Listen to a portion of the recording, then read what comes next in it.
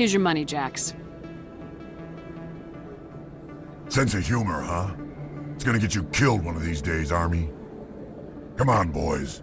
We're done here.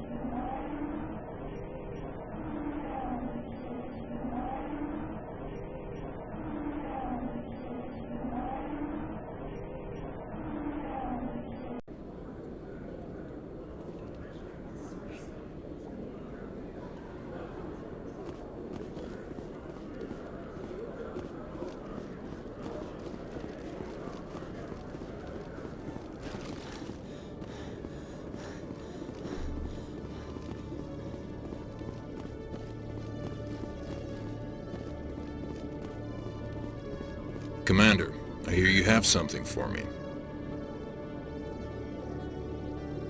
Here's your shipment, Chelik. Excellent. This is everything I need. Maybe more than I need. Here, Commander, take this. I won't need it, and you've earned some payment for your work. As for Jenna, I'll make sure we get her out of Kor's den immediately. Now I need to get these mods into evidence. Thanks again, Shepard.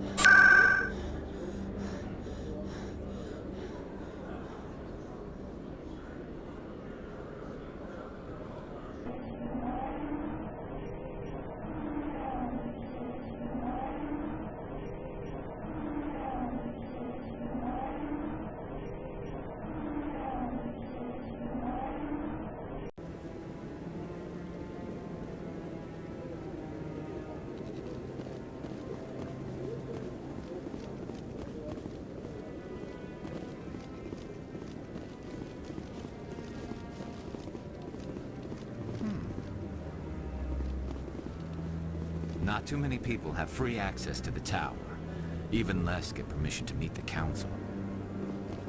Not a lot of security here. Not that you can see anyway. 10 to 1, there's a sniper tracking our every step.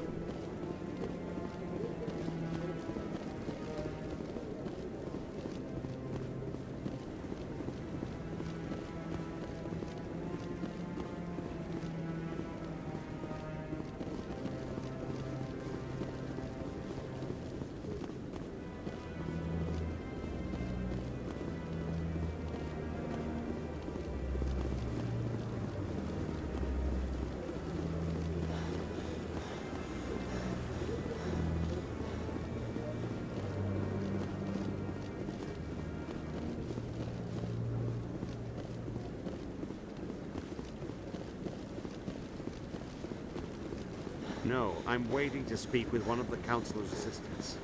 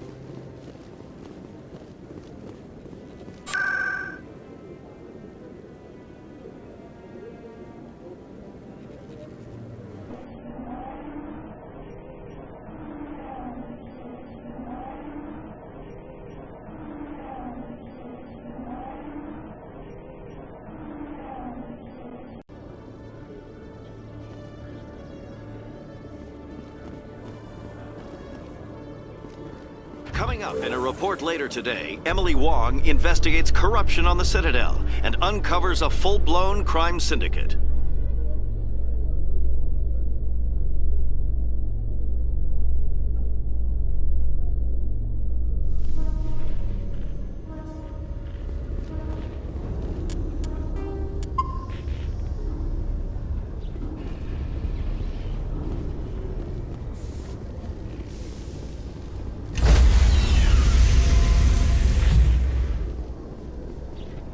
Stand by, shore party. Decontamination in progress.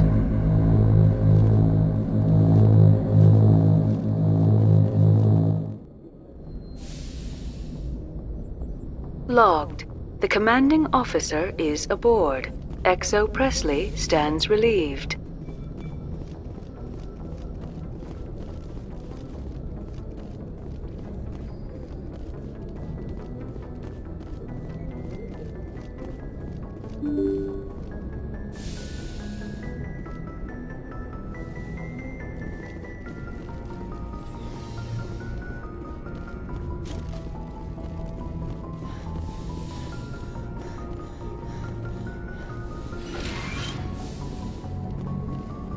Yes, Commander?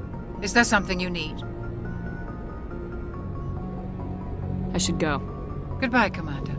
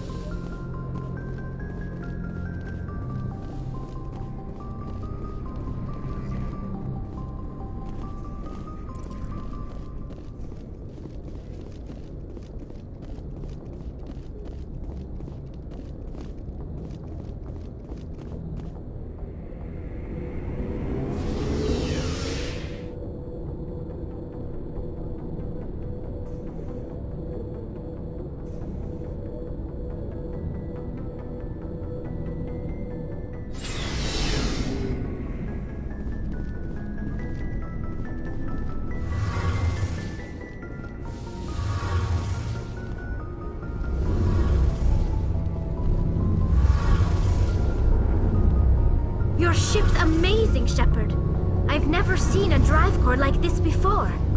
I can't believe you were able to fit it into a ship this small. I'm starting to understand why you humans have been so successful. I had no idea Alliance vessels were so advanced. The Normandy's a prototype, cutting-edge technology. A month ago, I was patching a makeshift fuel line into a converted tug ship in the flotilla. Now, I'm sitting on board one of the most advanced vessels in Citadel space. I have to thank you again for bringing me along. Traveling on a vessel like this is a dream come true for me.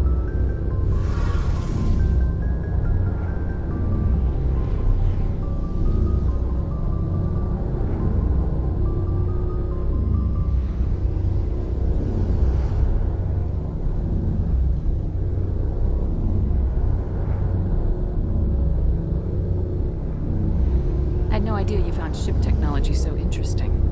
It comes with being a Quarian. The migrant fleet is the key to the survival of my people. Ships are our most valuable resource.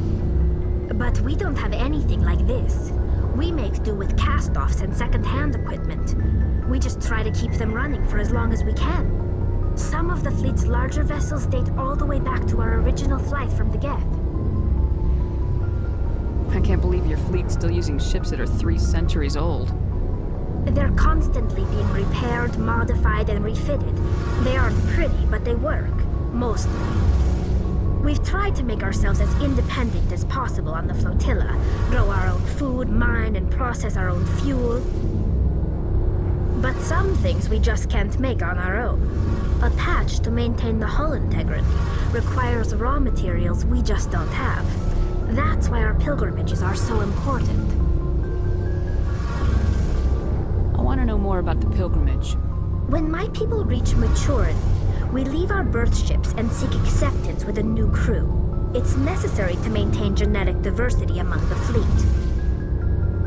But no ship wants to accept someone who will be a burden on them. So, to prove our worth, we embark on a pilgrimage. We set out alone, leaving the flotilla and our families behind us. We only return once we have found something of value we can bring back to the fleet. This is presented as a gift to the captain of the respective ship we wish to join. If the gift is accepted, we are welcomed into the crew.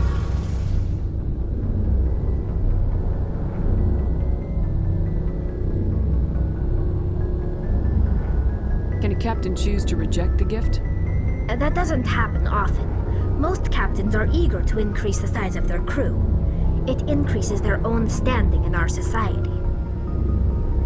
Even when a gift is not particularly valuable, the captain usually accepts it out of a sense of tradition. However, there is a stigma to presenting a substandard gift. It's not the best way to make a good impression on a new community. Most pilgrims don't return until they find something worthwhile.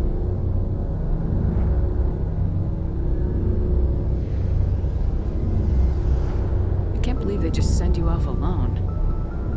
It's not like they just cast us out. Before we leave, we are given lessons in how to survive outside the flotilla, and given gifts to help us on our journey. We also receive implants to fight off sickness and disease.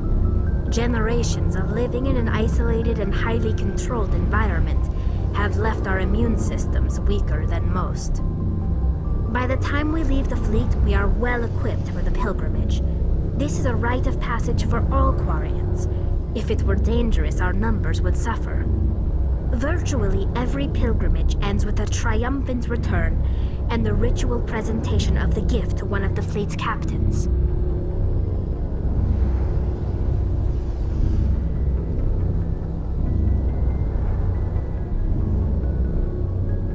I want to talk about something else. Like what?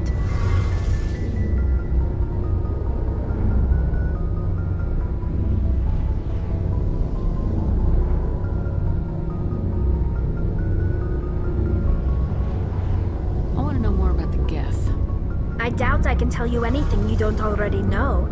It's been almost 3 centuries since they drove my people into exile. All I know is the story of their origins, what they were when we created them, and how they turned on us.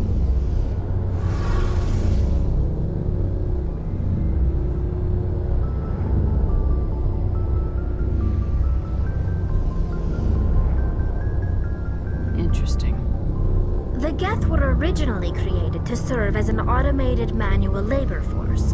Initially, their intelligence was as limited as any VI. Over time, we made small modifications to their programming to allow them to perform more varied and complex tasks, bringing them closer and closer to true AI status.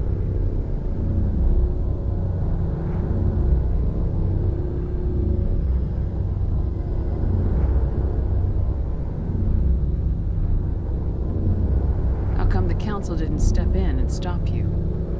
This wasn't true AI research. We may have been skirting the bounds of the law, but we never did anything that was actually illegal. The changes were so insignificant, so gradual, that we were able to control them. Or so we thought. But one thing we underestimated was the power of the neural network. A million Geth thinking simultaneously created an inherently unstable matrix.